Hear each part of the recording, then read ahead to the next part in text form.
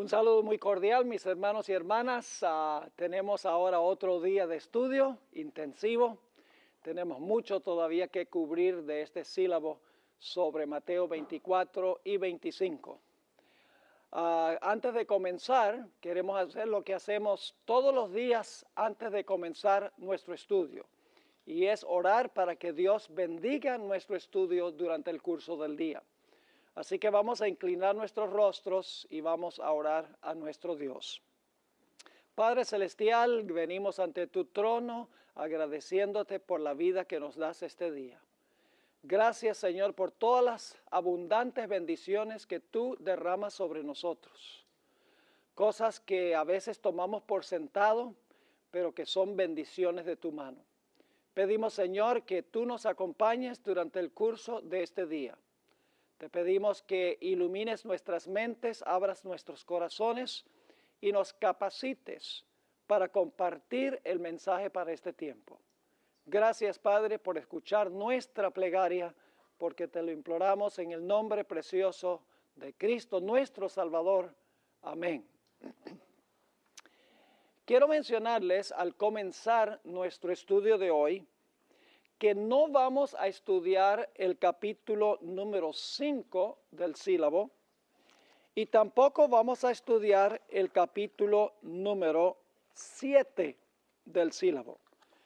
Espero que ustedes hayan leído esos dos capítulos en el tiempo libre que tuvieron ayer. Por eso es que dejamos a las 4 de la tarde libre todo el resto de la tarde y la noche para que puedan leer esos capítulos.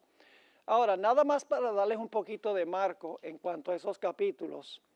El capítulo 5 demuestra que en la década de los 1880 hubo un intento de introducir una ley dominical en los Estados Unidos.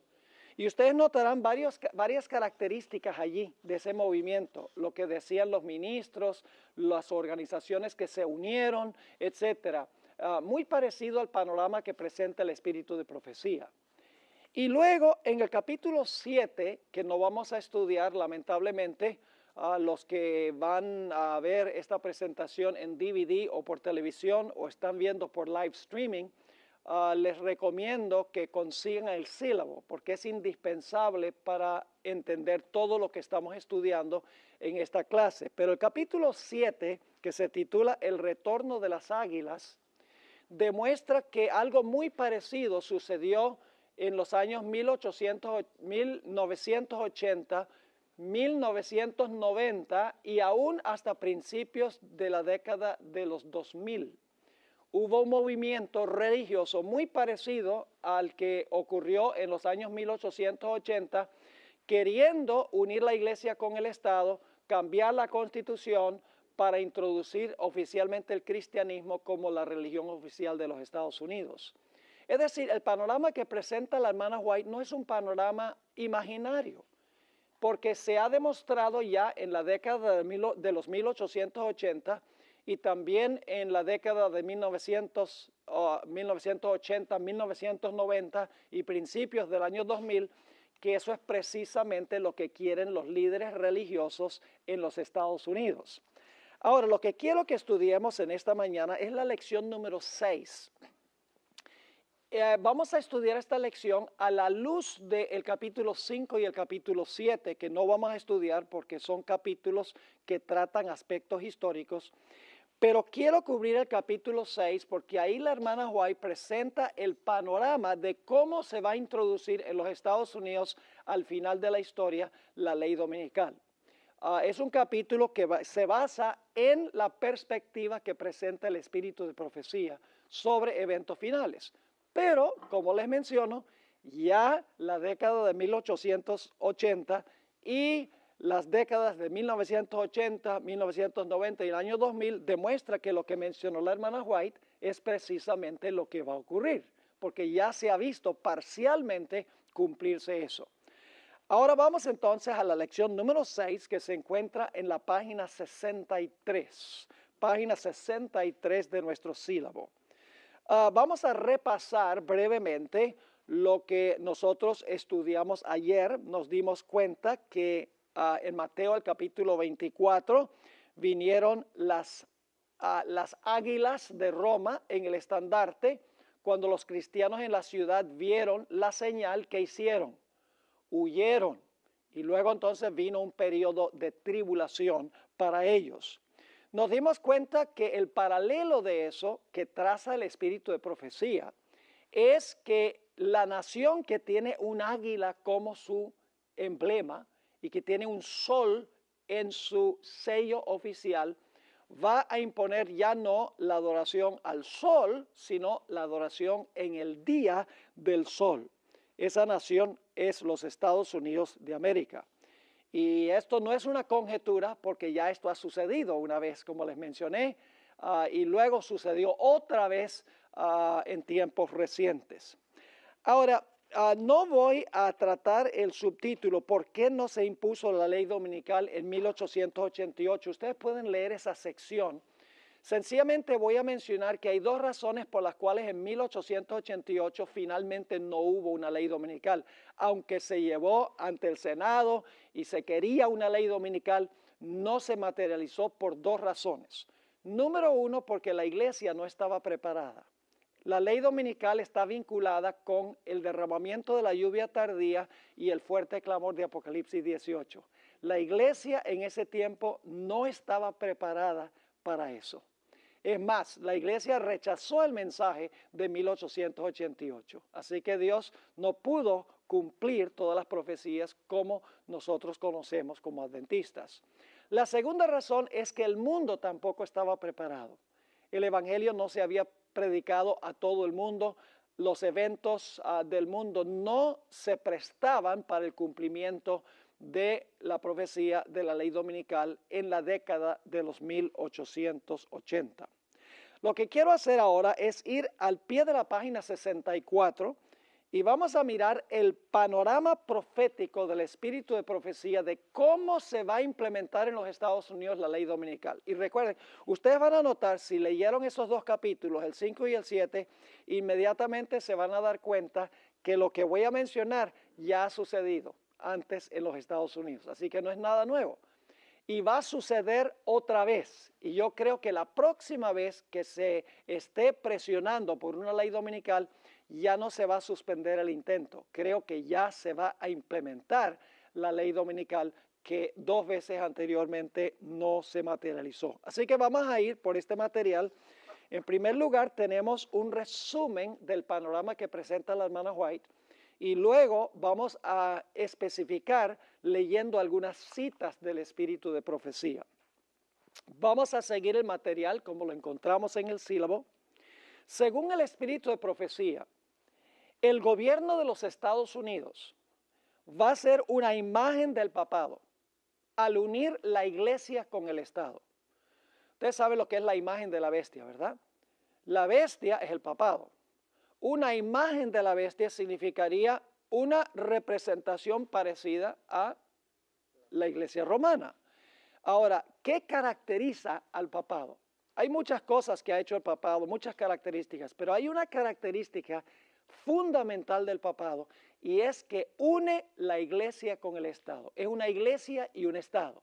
Por eso puede usar poder político para imponer sus creencias religiosas. Es decir, la imagen de la bestia en los Estados Unidos significa que en los Estados Unidos se va a usar el Estado por parte de la iglesia para imponer observancias religiosas. En segundo lugar, las iglesias protestantes de los Estados Unidos, según el espíritu de profecía, convergerán en puntos de doctrina que tienen en común. No se unirán para establecer una sola iglesia, sino que se unirán con una misma causa. ¿Me están entendiendo lo que estoy diciendo? Es decir, no debemos esperar una mega iglesia, una sola denominación en los Estados Unidos. No, lo que va a suceder es que todas las iglesias se van a unir en puntos comunes de doctrina. Y si ustedes leyeron el capítulo 5 y el capítulo 7, ya vieron que este es el argumento que se usó dos veces. En tercer lugar, el espíritu de profecía nos dice que se hará un intento de cambiar o enmendar la constitución de los Estados Unidos.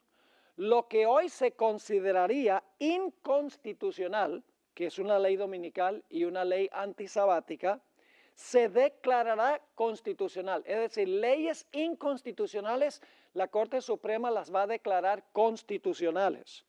La bestia con cuernos de cordero, que representa libertad civil y libertad religiosa, hablará como un ¿qué? Hablará como un dragón. Y la gente dice, ¿cómo es que los Estados Unidos pueden tener esta idea de libertad civil y religiosa, separación de iglesia y Estado, y creer uno que va a llegar el momento en que va a repudiar la Constitución y va a unir la iglesia con el Estado? Eso sería inconstitucional.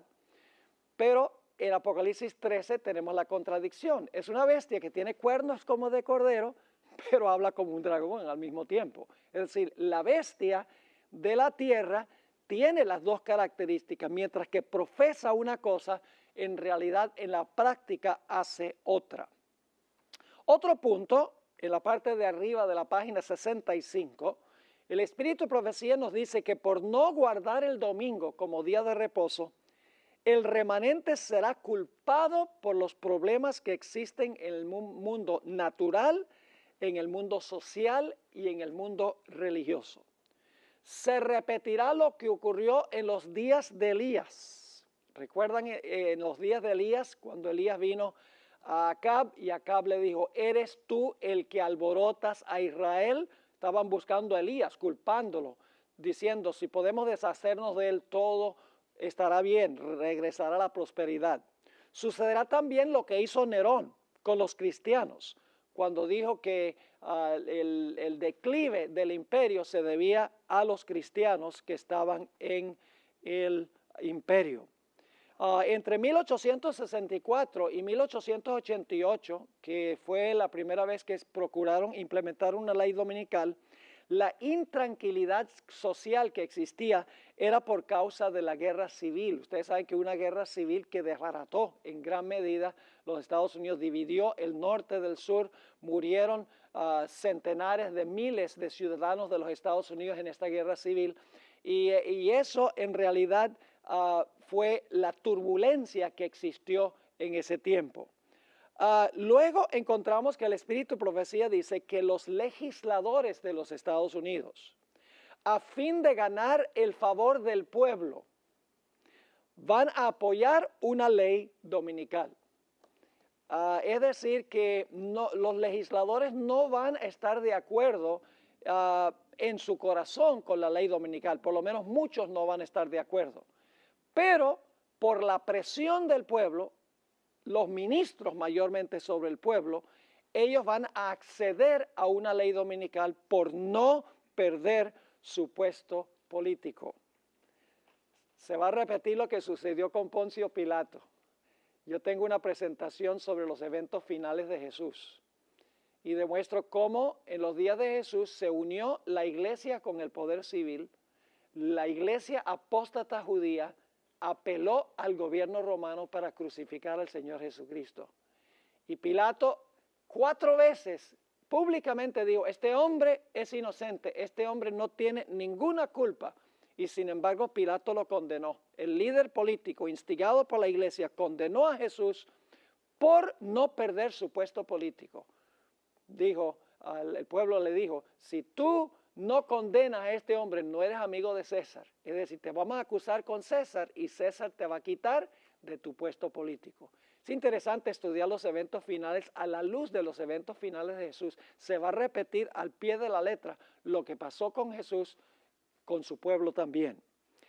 Siguiente punto. Algunos congresistas apoyarán la ley dominical no por convicción, sino por temor a perder su posición política. Ahora escuchen bien. Según el Espíritu de Profecía, no debemos votar por candidatos que apoyan la unión de la iglesia con el Estado y la legislación religiosa. Dice ella que si votamos por tales candidatos, seremos responsables ante Dios por los pecados que cometen mientras ocupan su puesto político. Es interesante que en 1888, este es un dato muy interesante, el Partido Demócrata tenía el modo de pensar que tienen los republicanos de hoy. Los demócratas eran los que especialmente querían legislación religiosa, mientras que en la década de los 1980, 1990 y principios del 2000 es el Partido Republicano los que han estado presionando por legislación religiosa. Siguiente punto, los líderes del movimiento a favor de una ley dominical no se darán cuenta en cuanto a las serias implicaciones de lo que están haciendo. No caerán en cuenta cuál es la fuente o cuáles serán las consecuencias de la ley dominical que ellos van a aprobar. Va a suceder como en los días de Jesús. ¿Recuerdan lo que dijo Caifás? Caifás dijo, es necesario que este hombre muera para salvar a la nación, porque si este hombre no muere, vienen los romanos y nos quitan la nación. La hermana White dice que el mismo argumento se va a usar. Si no acabamos con esta gente, lo que va a pasar es que la nación de los Estados Unidos se va a desbaratar y va a dejar de existir, va a perder su poder. Por eso es necesario acabar con esta gente. Es decir, se va a repetir el mismo argumento que se usó en los días de Jesús. Y los líderes no se van a dar cuenta de las serias implicaciones, porque si Caifás hubiera estado vivo en el año 70, cuando fue destruida Jerusalén, se daría cuenta cuál fue el resultado de su decisión. Ahora, siguiente punto. Esto nos hace pensar de lo que ocurrió en los días de Asuero, en la historia de Esther. El consejero religioso del rey lo convenció de que los judíos eran una amenaza para la estabilidad del reino. ¿Recuerdan eso? Que fue Amán y le dijo al rey, mira, hay un pueblo esparcido en todas partes, tienen leyes diferentes, no obedecen las leyes del rey, no conviene tenerlos, porque si la gente no obedece las leyes, va a haber insurrección y va a haber problemas en el reino, tienes que deshacerte de ellos. Pero era mentiroso, ¿verdad que sí? ¿Qué sucedió cuando el rey Asuero se despertó y se dio cuenta que su consejero lo estaba engañando? Se llenó de ira, fue contra el que lo había aconsejado mal. Eso mismo va a suceder al final de la historia. En Apocalipsis 17, 16 dice que los reyes con quienes fornicó la ramera se levantarán contra la ramera y la harán desolada, desnuda. Comerán sus carnes y la quemarán con fuego. Esa es una forma de decir que van a estar bien bravos con ella. En realidad es el castigo que se le daba a una prostituta en el Antiguo Testamento. El siguiente punto, los protestantes le pedirán a los católicos que apoyen la ley dominical nacional. A veces pensamos que son los católicos que le van a decir a los protestantes que ellos impongan una ley dominical, y eso puede tener un elemento de verdad, pero los protestantes van a pedirle a los católicos que apoyen en los Estados Unidos una ley dominical según el espíritu de profecía. No serán los católicos los que persuadan a los protestantes, sino los protestantes que persuadirán a los católicos. Por eso es que la segunda bestia de Apocalipsis 13 hace una imagen de la primera bestia para favorecerla y ayudarla a recuperar su poder. Al pie de la página, la ley dominical con el transcurso del tiempo se convertirá en una ley antisabática. Es decir, al principio va a ser una ley dominical, todos tienen que guardar el domingo, pero finalmente lo que sucederá es que harán una ley que prohíba también guardar el sábado. Y eso, claro, sería una ley inconstitucional y sería una violación de las primeras dos cláusulas de la primera enmienda de los Estados Unidos. La primera enmienda dice que el Congreso no puede hacer ninguna ley que establezca religión, ni que prohíba que la gente practique su religión. ¿Sería una violación de eso implementar el Congreso una ley dominical? Lógico, claro que sí, es establecer religión. ¿Sería inconstitucional prohibir que la gente guarde el sábado? Es una violación de la segunda cláusula que dice que la gente puede practicar libremente su religión. Pero eso va a pasar.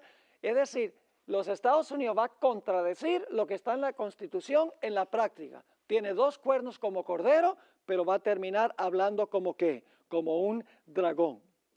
La sierva de Dios dice que se impondrá por la fuerza la marca de la bestia y se perseguirá a los que tienen el sello de Dios.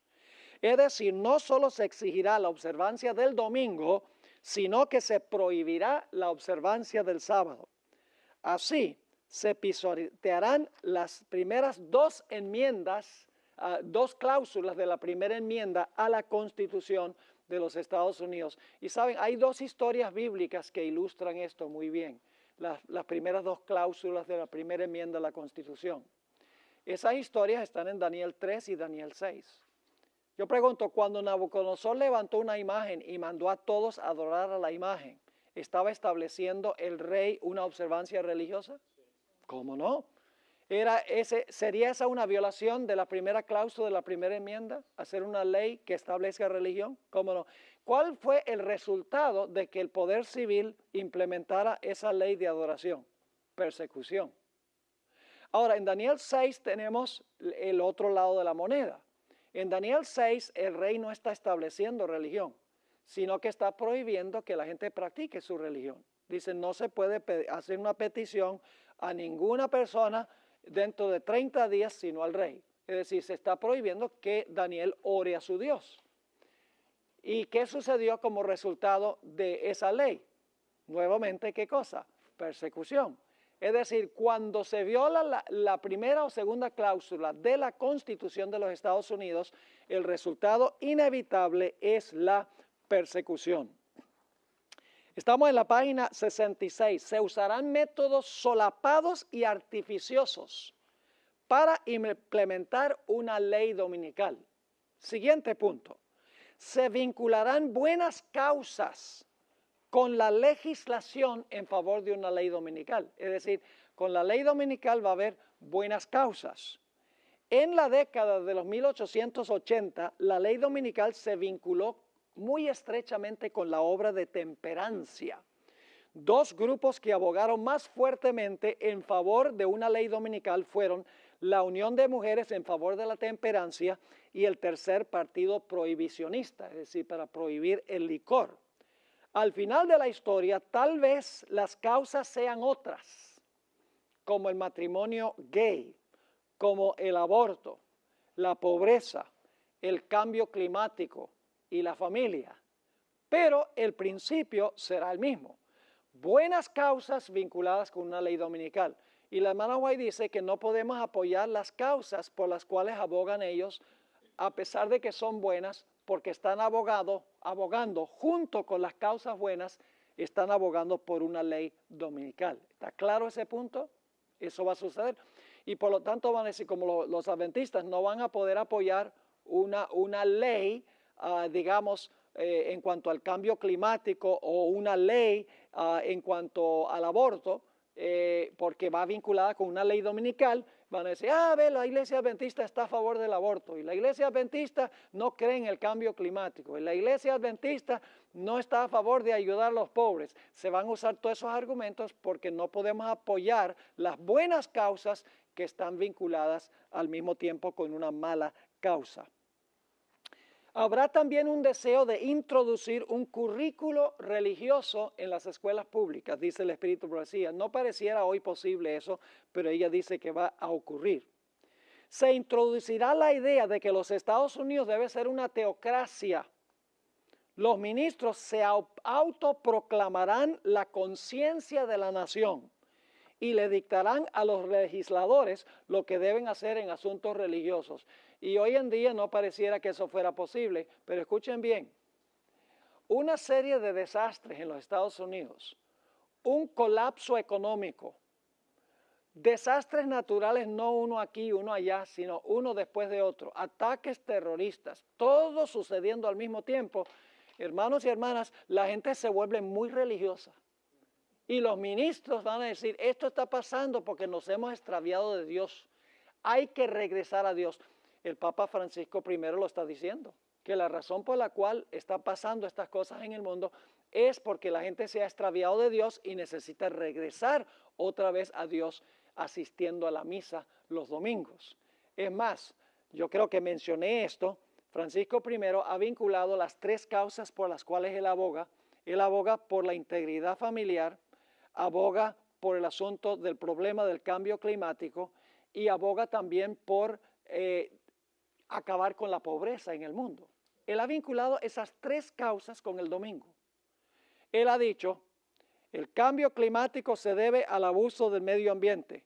El medio ambiente necesita un reposo un día de la semana. ¿A que no adivinan cuál día es ese? El domingo. Dice, la familia se está desbaratando porque todos están trabajando y no tienen tiempo para recargar sus baterías espirituales. Necesitan un día cuando puedan reunirse como familia, puedan ir a la iglesia, etc. ¿A que no adivinan cuál día es ese? El domingo. Luego dice, los pobres, ay, trabajan tan duro. Los capataces capitalistas los hacen trabajar y trabajar y trabajar. Necesitan darles un día libre para que puedan descansar. ¿A que no adivinan cuál día es? El domingo. Él lo ha dicho. En otras palabras, hoy en día nosotros no vemos que los ministros tengan tanta influencia sobre el gobierno, pero eso va a cambiar por las circunstancias que van a existir en los Estados Unidos.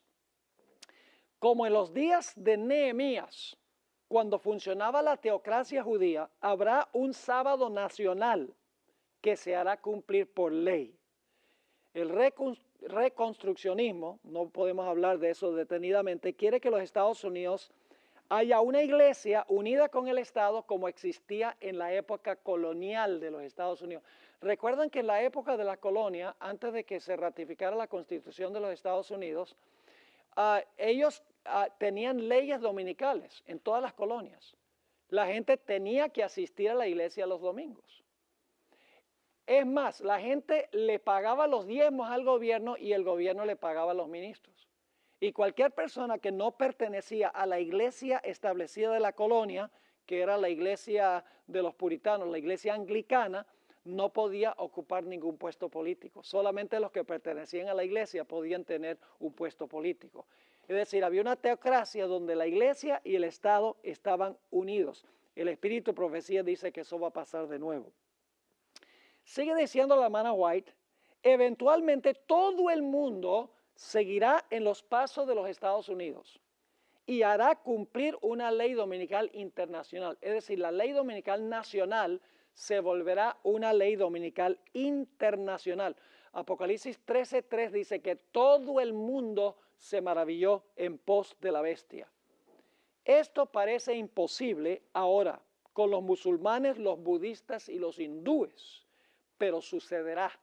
Y ustedes dicen, ¿cómo va a suceder? Los milagros a nivel global, el aumento de la criminalidad, el terrorismo, el deseo de eliminar la pobreza y los desastres naturales por causa del cambio climático harán que todos cooperen por salvar al mundo de la ruina. Eso es lo que va a suceder según el Espíritu de Profecía. Lo leímos ayer, donde la hermana White menciona todos los desastres naturales, la criminalidad, guerras y rumores de guerras, y luego ella dice, y luego Satanás le echará la culpa al pueblo de Dios como causantes de estos males. Pero la hermana White sigue diciendo que el pueblo de Dios rehusará guardar el domingo e insistirá en guardar el sábado y como resultado perderán sus derechos civiles, se les prohibirá vender y comprar y finalmente se emitirá contra ellos un decreto de muerte. Y hoy en día hay teólogos adventistas que dicen eso nunca va a pasar en este país. Que no va a pasar. La hermana White dice que el corazón del hombre puede ser muy cruel cuando se le retira la influencia del Espíritu de Dios. Hoy en día no pareciera posible. Hay una cita que vamos a leer más adelante, donde la hermana White dice, todo esto ahora parece imposible, pero va a haber grandes cambios en el mundo y los eventos finales serán rápidos. Todavía no sabemos qué es lo que va a suceder, sino por lo que dice el Espíritu de Profecía, porque todavía no ha ocurrido. Dice el Espíritu de Profecía, aquí está la cita, para la sabiduría humana, todo esto parece ahora imposible. Pero a medida que el espíritu refrenador de Dios se retire de los hombres y estos sean dominados por Satanás, que aborrece los preceptos divinos, se verán cosas que muy extrañas, muy cruel puede ser el corazón humano cuando se le retiran el temor y el amor de Dios. Toda persona en el mundo tendrá que decidir de cuál lado va a estar. Los fieles recibirán el sello de Dios y los infieles recibirán la marca de la bestia. Y entonces se cerrará la puerta de la gracia y comenzará el tiempo de angustia. Yo pregunto, ¿es esa la secuencia de Mateo el capítulo 24? Igualita. Hemos estudiado ayer la secuencia de eventos que nos llevan hasta el tiempo de angustia. El panorama que presenta el Espíritu de Profecía sigue la exacta secuencia de Mateo el capítulo 24. Es impresionante. Ahora, no hemos estudiado el tiempo de angustia, no hemos estudiado la falsificación de Satanás de la segunda venida, no hemos estudiado de la gran tribulación, no hemos estudiado en cuanto a las señales en el sol, la luna y las estrellas. Eso es lo que tenemos que estudiar hoy y tenemos que estudiar en los dos temas que tenemos mañana. Ahora, vamos a leer algunas citas de la hermana White en el tiempo que nos queda y tal vez vamos a tener que dedicar también parte de la próxima clase a leer estas citas sobre lo que acabamos de mirar en forma de bosquejo. El Espíritu de Profecía es muy definitivo cuando se trata de que en los Estados Unidos se va a unir la iglesia con el Estado. La hermana White repetidas veces dice eso. Vamos a leer aquí algunas citas, no podemos leer todas estas citas porque no nos alcanza el tiempo, pero vamos a leer algunas representativas. En el Conflicto de los Siglos, página 437, dice la sierva del Señor, semejante actitud, es decir, enmendar la Constitución, sería abiertamente contraria a los principios de este gobierno, al genio de sus instituciones libres, a los claros y solemnes reconocimientos contenidos en la Declaración de Independencia y contrarios finalmente a la Constitución. Es decir, unir la iglesia con el Estado sería contrario a la Constitución. Los fundadores de la nación procuraron con acierto que la iglesia no pudiera hacer uso del poder civil, con los consabidos e inevitables resultados, la intolerancia y la persecución. Fíjense, los fundadores dijeron, la iglesia no va a poder usar el poder civil, porque eso es lo que había hecho el papado durante los 1260 años. Sigue escribiendo, la Constitución garantiza que el Congreso no legislará con respecto al establecimiento de una religión, ni prohibirá el libre ejercicio de ella, y que ninguna manifestación religiosa será jamás requerida como condición de aptitud para ninguna función o cargo público en los Estados Unidos. Y luego dice esto, solo en flagrante violación de estas garantías de libertad de la nación es como se puede imponer por la autoridad civil la observancia de cualquier deber religioso. ¿Están captando lo que está diciendo? ¿Sería una violación de la Constitución de los Estados Unidos una ley dominical? Cualquier niñito puede entender eso. Claramente. Porque la Constitución prohíbe que se establezca alguna observancia religiosa. Y prohíbe que el Congreso haga una ley que impida que la gente practique su religión. Pero es que la bestia dice que tiene dos cuernos como de cordero, es decir, en la Constitución se van a preservar esas ideas de libertad civil y religiosa, pero en la práctica se van a violar esos principios. En el Conflicto de los Siglos, página 567, dice la sierva del Señor, Roma tiene su mira puesta en el ¿qué? ¿Qué significa restablecer? ¿Usted puede restablecer algo que ya está establecido? No. ¿Qué quiere decir restablecimiento? Significa que en algún momento perdió su poder, ¿sí o no? ¿Cuándo perdió su poder? Cuando recibió la herida mortal. Roma tiene su mira puesta en el restablecimiento de su poder y tiende a, ¿qué cosa? Recuperar, fíjense las palabras que se usan, recuperar su supremacía perdida.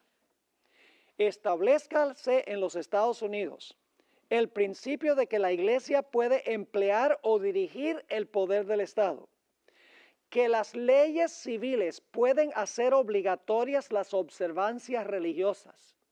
En una palabra, que la autoridad de la iglesia con la del Estado debe dominar las conciencias y el triunfo de Roma quedará asegurado en la gran república de la América del Norte. Esa cita es muy significativa. Noten la siguiente cita, Conflicto de los Siglos 601.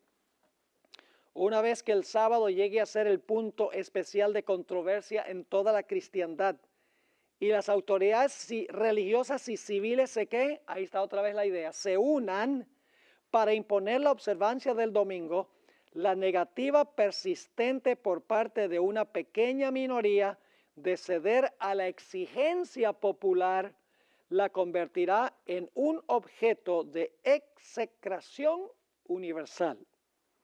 La siguiente cita, el Evangelismo, página 174.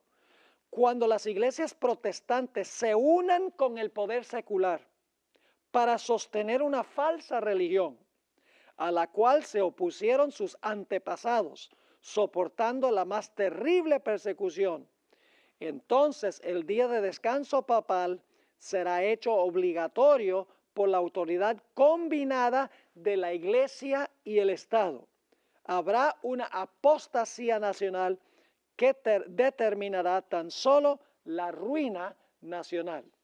Esa es la abominación asoladora. La abominación es el falso día de reposo y la desolación es la destrucción o la ruina que viene como resultado. ¿Les quedó claro ese punto cuando lo estudiamos ayer? Ahora, vamos a la siguiente página, la página 68. La hermana White repetidas veces dice que los que van a querer una ley dominical están andando a ciegas, no saben lo que están haciendo. Solo se darán cuenta de las implicaciones ya cuando sea demasiado tarde. Ellos mismos no saben lo serio que es implementar legislación religiosa. En el tomo 5 de los Testimonios, página 665, dice ella, son muchos los que, aún entre los empeñados en este movimiento para imponer el domingo, están ciegos en cuanto a los resultados que seguirán a esta acción. No ven que están atentando directamente contra la libertad religiosa, es decir, están andando a ciegas. En la Review and Herald, enero 1, 1889, ella habla de una fuerza subterránea que está causando esto. Una fuerza satánica está propulsando el movimiento a favor del domingo. Pero obra ¿cómo? Ocultamente.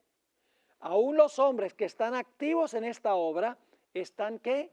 Enceguecidos en cuanto a los resultados que resultarán de su movimiento. Los resultados que vendrán de su movimiento. Es que los que quieren la ley dominical ni siquiera se dan cuenta de dónde viene esta idea ni a dónde va a conducir esta idea. ¿Cómo va a conducir a la ruina nacional? Testimonios para la Iglesia, tomo 5, página 427. Esta es mi cita favorita en cuanto a los peligros que representa una ley dominical. Dice, el movimiento en favor del domingo se está abriendo paso ¿cómo? En las tinieblas. Los dirigentes están ocultando el fin verdadero. Y muchos de los que se unen al movimiento no ven ellos mismos hacia dónde tiende la corriente que se hace sentir por debajo de cuerdas.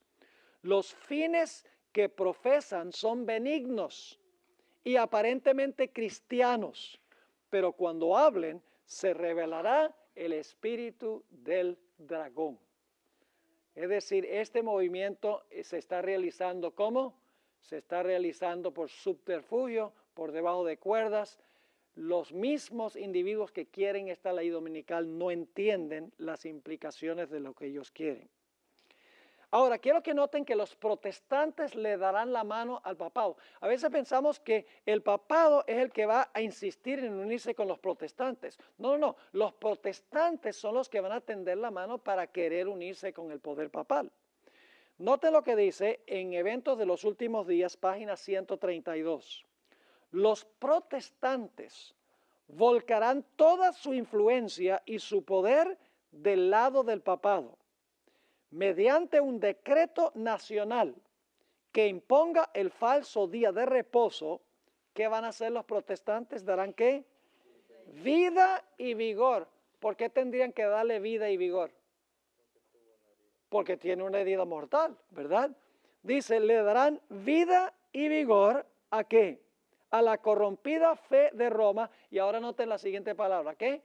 Reviviendo su tiranía y opresión de la conciencia. Yo pregunto, ¿el papado se va a portar como se portó en el pasado? ¿Solo peor? ¿A nivel global? Definitivamente.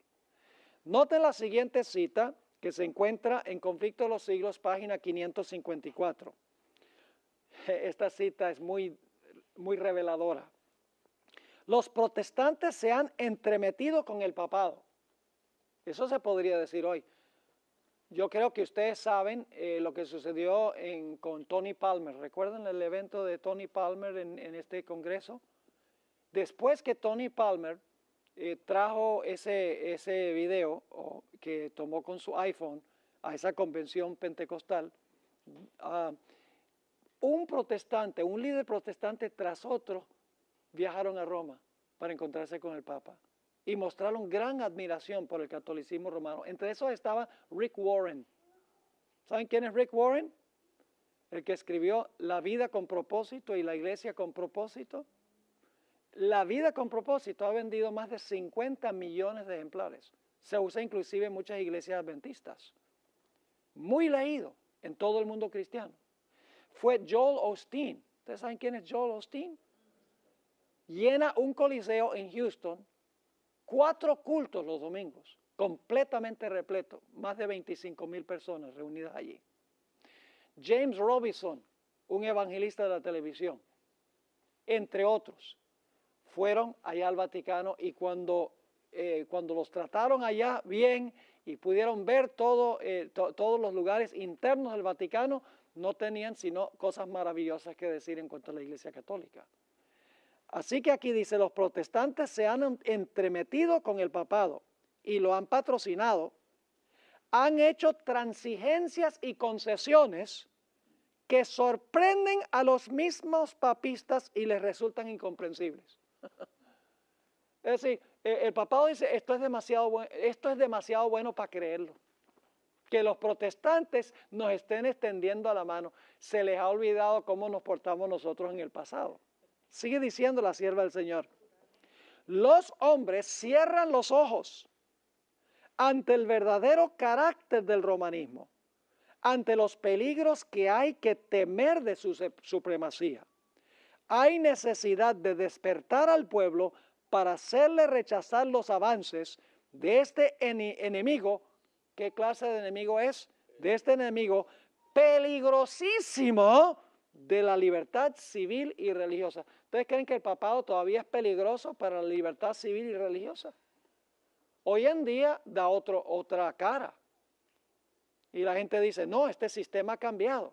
Porque el Papa lava los pies de diferentes religiones, abraza a los leprosos, habla de la necesidad de resolver el problema del cambio climático, de la integridad de la familia, de eliminar la pobreza del mundo, y eso todo suena como Judas Iscariote, que decía lo mismo. Pero es sencillamente una cara que le está presentando el mundo, hasta que pueda cobrar el poder. Y cuando tenga el poder, el mundo se va a despertar, pero va a ser demasiado tarde. No va a poder hacer absolutamente nada. Quiero leer la última cita aquí en la página 68. Cualquier movimiento en favor de la legislación religiosa es realmente una concesión ¿a quién? Al papado, que durante tantos siglos ha guerreado constantemente contra la libertad de conciencia. La observancia del domingo debe su existencia como supuesta institución cristiana al misterio de iniquidad y su imposición será un reconocimiento virtual de los principios que constituyen la misma piedra angular del romanismo. Cuando nuestra nación abjure de tal manera los principios de su gobierno que promulgue una ley dominical, en este acto el protestantismo dará la mano al papismo. ¿Quién es el que le está dando la mano a quién? los protestantes y los católicos dicen esto, yo no puedo creer esto está demasiado bueno. Así que dice, cuando nuestra nación abjure de tal manera los principios de su gobierno que promulgue una ley dominical, en este acto el protestantismo dará la mano al papismo y con ello, ¿qué cosa? Noten la expresión otra vez. ¿Con ello qué? Recobrará la vida, la tiranía que durante largo tiempo ha estado aguardando ávidamente su oportunidad de ¿qué? De resurgir en activo despotismo. Y hoy en día la gente dice, no, el papado ha cambiado, eso nunca puede pasar. El pastor Borges es un alarmista. Los que están predicando esto, ellos no se dan cuenta que el papado hoy no es el mismo papado del pasado. Mis hermanos y hermanas deben preguntarles, ¿cuántos dogmas ha cambiado la Iglesia Católica? ¿Todavía dice que el domingo es el día de reposo? ¿Todavía dice que hay que confesar los pecados del sacerdote? ¿Todavía dice que Cristo es sacrificado en la misa? ¿Todavía enseña que debemos bautizar infantes? ¿Todavía enseña que los sacerdotes no se pueden casar? ¿Todavía enseña todos los dogmas que siempre ha enseñado? Sí. ¿Qué cambio ha habido? Un cambio cosmético. Ha habido un cambio, un facelift, decimos en inglés. Ha tenido cirugía plástica, pero por dentro es el mismo sistema que gobernó el mundo durante los 1260 años. Ahora, el siguiente punto es que la hermana White dice que se van a unir en puntos comunes de doctrina, los protestantes. Mire, Rick Warren dijo, el papado y nosotros, en los puntos comunes de doctrina, somos iguales. Así mismo lo dijo, entre otros líderes protestantes de hoy en día. La hermana White profetizó en el Conflicto de los Siglos, página 439, muchos consideran la gran diversidad de creencias en las iglesias protestantes como prueba terminante de que nunca se procurará asegurar una uniformidad forzada. Pero desde hace años se viene notando entre las iglesias protestantes un poderoso y creciente sentimiento en favor de una, ahora fíjense esto, de una unión basada ¿en qué? En puntos comunes de doctrina. Eso está pasando hoy en día.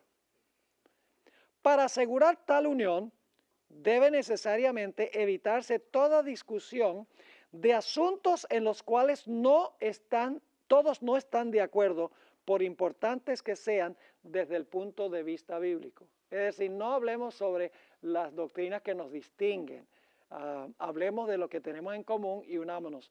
Yo pregunto, en los días de Jesús, ¿había muchas diferentes denominaciones judías? Sí, estaban los fariseos y los saduceos, los esenios, los celotes, los herodianos. Había muchas diferentes sectas. Pero yo pregunto, cuando se trató de eliminar a Jesús, ¿echaron a un lado todas sus diferencias y se unieron con un mismo fin? ¿Cómo no? ¿Y qué nos hace pensar que no va a pasar lo mismo en el futuro? Aquí hay otra cita, página 439 también. Cuando las iglesias principales de los Estados Unidos, uniéndose en puntos comunes de doctrina, influyen sobre el Estado para que impongan los decretos y las instituciones de ellas, entonces la América protestante habrá formado una imagen de la jerarquía romana y la inflicción de penas civiles contra los disidentes vendrá de por sí sola. En el Conflicto de los Siglos 551, la sierva de Dios dice también, entre los protestantes está ganando terreno la opinión de que al fin y al cabo en los puntos vitales las divergencias no son tan grandes como se suponía y que unas pequeñas concesiones de su parte los pondrían en mejor comprensión con Roma. Tiempo hubo en que los protestantes estimaban altamente la libertad de conciencia adquirida a costa de tantos sacrificios.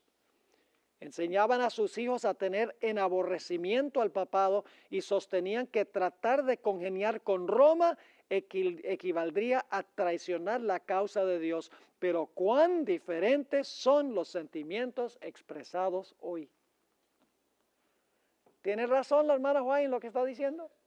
Oh, ¿cómo no? Si están ustedes leyendo los periódicos, se van a dar cuenta que esto es precisamente lo que está pasando. Los protestantes miran muy favorablemente el papado hoy en día, porque creen que el papado ha cambiado. Ahora, ¿qué papel jugará el clero? No estudiamos nosotros los eventos finales de Jesús, pero saben, en Mateo el capítulo 27 y el versículo 20, dice que los líderes religiosos influyeron sobre el pueblo para apelar a Pilato para que crucificara a Jesús. Es decir, ¿quiénes están detrás de todo esto?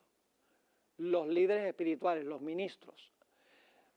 Animan a la turba de apelar al poder civil para la muerte de Jesús. Y así va a pasar al final de la historia. Noten esta cita que se encuentra en Review and Herald, diciembre 24, 1889. Estas que están en Review and Herald y Signs of the Times, yo las busqué en español. No están en ninguna fuente en español, así que yo tuve que traducirlas. Dice lo siguiente: planes de suma importancia para el pueblo de Dios están avanzando de una manera que solapada entre los ministros de las varias denominaciones. Y el objetivo de las maniobras secretas es ganar, ¿qué cosa? El favor popular. ¿Qué quiere decir eso? Que los ministros quieren ganar el favor popular.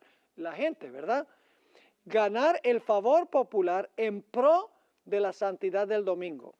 Si se puede convencer al pueblo que favorezca una ley dominical, entonces los ministros se han propuesto a unirse y a usar toda su influencia para obtener una enmienda religiosa a la Constitución que obligue a la nación a guardar el domingo. ¿Dónde radica primordialmente el problema? ¿Con el pueblo o con los ministros del pueblo? Con los ministros del pueblo, exactamente. Ahora, yo pregunto, ¿los políticos van a acceder a los gritos del pueblo? ¿Cómo no?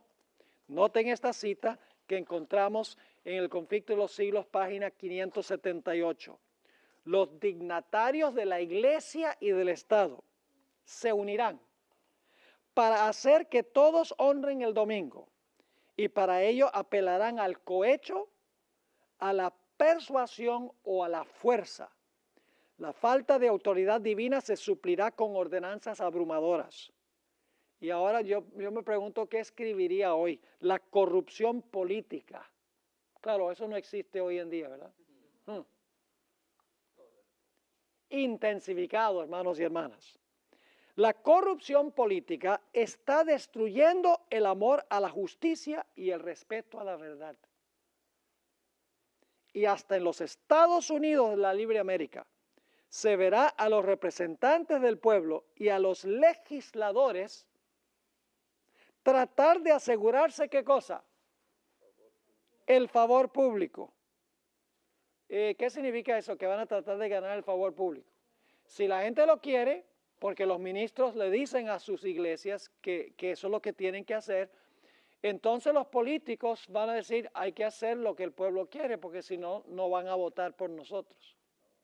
El propósito es ganar votos. Ustedes saben que ese es el propósito de los políticos. Los políticos dirían cualquier cosa y harían cualquier cosa para ganar votos. Y eso es lo que está diciendo la sierva de Dios. Dice, hasta en los Estados Unidos de la Libre América se verá a los representantes del pueblo y a los legisladores tratar de asegurarse el favor público, doblegándose a las exigencias populares por una ley que imponga la observancia del domingo. La libertad de conciencia que con tantos sacrificios ha costado no será ya respetada. No voy a leer la siguiente cita en su totalidad, solamente la parte de abajo de la cita, eventos de los últimos días 131. La hermana White dice que no debemos votar por candidatos que enseñen que se debe unir la iglesia con el Estado y que debe haber legislación religiosa. La última parte de la cita dice, el pueblo de Dios no debe votar para colocar en sus cargos a tales personas, porque al hacerlo se hacen partícipes de los pecados que ellos cometen mientras están en sus funciones. No hay ningún problema con que votemos, pero tenemos que estar seguros por quién estamos votando y qué cree realmente la gente por quienes estamos votando. Hay que hacer investigación. Es decir, no solamente debemos votar porque un candidato es más simpático o porque dice cosas que nos gusta escuchar. Hay que hacer investigación para ver qué creen ellos en cuanto a la Constitución, a la libertad religiosa y civil, al asunto de la unión de la Iglesia con el Estado, etc. La hermana White también dijo que no debemos nosotros votar por candidatos que quieren introducir un currículo religioso en las escuelas públicas. Dice ella, hablando de lo que querían hacer en la década de los 1880, esto está en el Watchman, mayo 1, 1906, el esfuerzo que hace ahora la Iglesia por convencer al Estado que introduzca la enseñanza del cristianismo a las escuelas públicas no es sino un reavivamiento de la doctrina de obligación en asuntos religiosos y como tal es anticristiana. Y usted dice, pero ¿por qué sería anticristiana? Yo les pregunto esto. Si en la Constitución se pusiera que esta es una nación cristiana, ¿sería esa una violación de la primera enmienda de la Constitución? ¿Sería establecer una religión? Claro. ¿Sería inconstitucional entonces? ¿Cómo no? Introducir a currículo cristiano en las escuelas públicas, que son financiadas por el gobierno, ¿sería inconstitucional? Claro. ¿Y qué pasa con los niños budistas que van a la escuela pública? ¿Qué pasa con los niños musulmanes que van a la escuela pública? ¿Qué sucede con los niños de otras religiones que van a la escuela pública? Entonces, ¿a ellos hay que inculcarles la religión cristiana? No, sería inconstitucional. Y la hermana White lo entendió. Ahora, no significa por eso que estamos en contra del cristianismo. Pero ¿dónde se debe enseñar el cristianismo? Se debe enseñar en el hogar, se debe enseñar en la iglesia. Y si nuestros miembros estuvieran mandando a sus hijos a las escuelas de iglesia, no tendrían ese problema. Nunca fue el plan de Dios que nosotros enviáramos nuestros hijos a las escuelas públicas. Dios quería que tuviéramos nuestro propio sistema de escuelas adventistas donde se pudiera inculcar la forma de pensar de la iglesia adventista, pero hoy en día los padres dicen es mucho mejor mandarlos a las escuelas públicas porque sale gratis, pero a la larga les va a salir bien caro, porque muchos padres pierden a sus hijos. Continuaremos pues estudiando lo que dice la hermana White en la siguiente sesión.